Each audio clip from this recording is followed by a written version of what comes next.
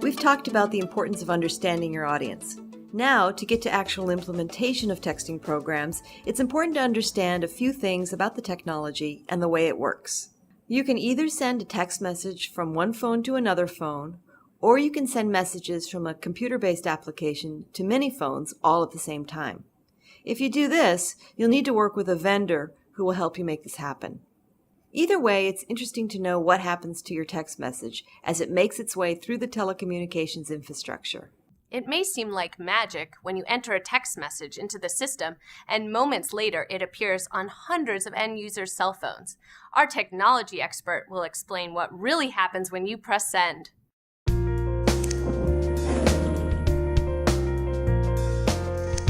Hi, my name's Logan Kendall.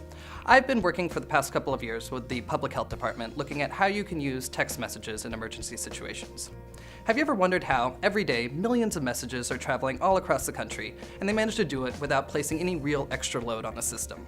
And that's what's neat about text messages. So if I pull out my phone, I jot out a message, click send, what happens is it goes to the nearest cell tower. From there, the network will look anywhere in the country where my friend is, pass it along to the closest cell tower to her, and from there it travels over the air and she has the message in a matter of seconds. Very easy, done.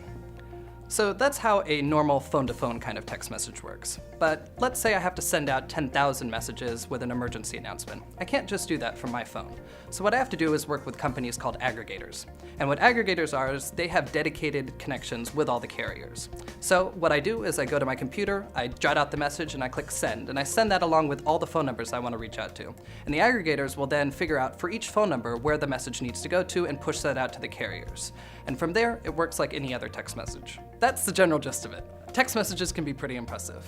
I can be roaming, I can be driving across the city, I can be even offline, and a text message is still going to be able to reach me.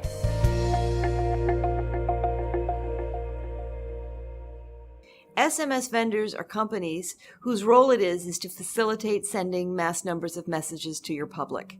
They manage the first part of the life cycle of a text message before the message hits the carrier network. Typically, vendors will provide a web-based application that allows you to manage your subscriber list of end users and then send messages right from your desktop. You log onto your computer, select the group of people you want to text, schedule messages, and receive reports. There are a variety of vendors out there, and each of them offer different services at different price points. Some vendors specialize in marketing, others focus on emergency alerts. One of the things the vendor should do is help you decide what type of shortcode you need. A shortcode is a 5 or 6 digit number, like a phone number, that is used for sending mass text messages to your audience and receiving messages back from your subscribers. There are shared and dedicated shortcodes. Shared shortcodes are used by many different agencies and companies. A shared shortcode is less expensive. Dedicated codes may be better for some purposes, but they are more expensive. And speaking of costs, the industry is still in its relative infancy, so costs are all over the map. They can range from several hundred to several $1,000s per month. This depends on if you want a package deal that includes thousands of messages, if you're going to pay per text, or a combination. The more messages you send, the cheaper it is per text. And if you want a dedicated shortcode that your agency alone will use, tack on $1,000 more per month for that code. There are cheaper options available, but we have learned that similar to other industries, you tend to get what you pay for in terms of reliability, customer service, ease of use of the system, and more. We've put together a list of questions that can help you along the way towards selecting a vendor.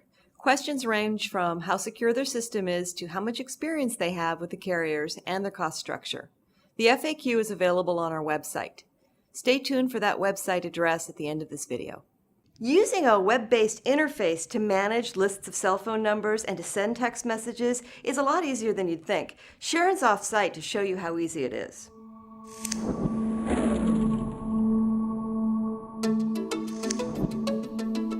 Sending large numbers of text messages to your community from a local health department is fairly easy to do.